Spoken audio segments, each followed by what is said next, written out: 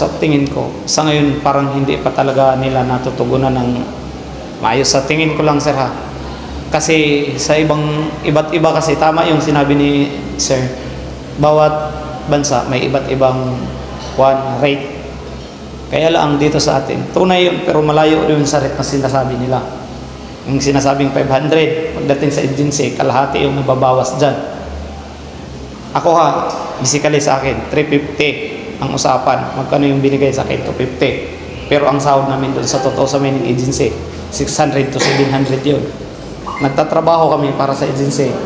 Kalahati noon sa kanila, kalahati sa amin, hindi pa nila binigay. Di ba? Laking kwan yun, sir, sa mga kagaya namin fisherman. Ano yung professionalization para sa mga migranting mangingisda? Anong dating sa inyo nun? Para sa akin, sir, masama. Parangkahan na lang tayo, sir. Sasabihin nila, ako, basically, kahit pa paano nakapag-aral ako, graduate ako electrical college. Yung sa professionalism na sinasabi nila, paano sila magkakaroon ng mangingisda, magiging professional?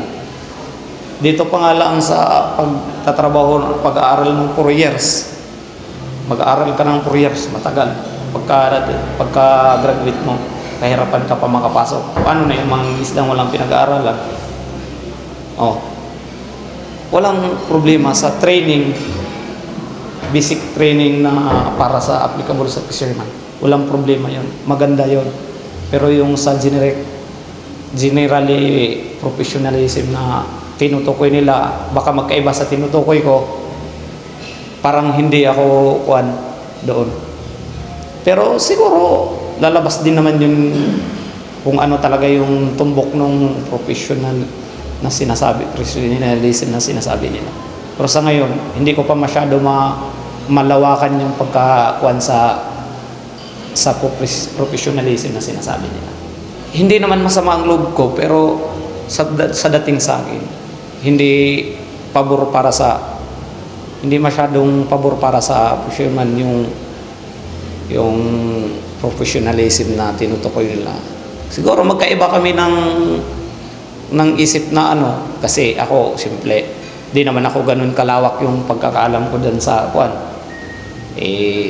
para sa akin lang, sa pagkakaintindi ko lang sa professionalism na sinasabi, sa akin lang din yun.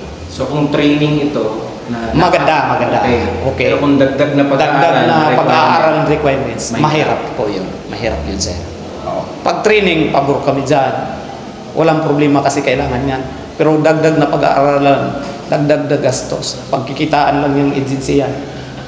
Maniwala kayo sa akin, sir, yung professionalism na sinasabi nila, pagdating ng araw, magiging corruption yan. Oo, sir, kasi sasabihin nga, uy, may dinagdag kaming training sa iyo, dagdagan mo ng bayad to, ganyan, may panibagong bayad ito. O di kay na rin, magiging corruption na, imbis na maganda yung batas na yun, pag di nila nasubaybayan yun, magiging corruption yun sa'yo pagdating ng araw. Sa tunay na pagsabi lang, sa akin lang din yun, ha. Di ko lang din alam sa anong pananaw din nila pagdating ng araw doon. Dito ka konti. Lastly, anong message mo?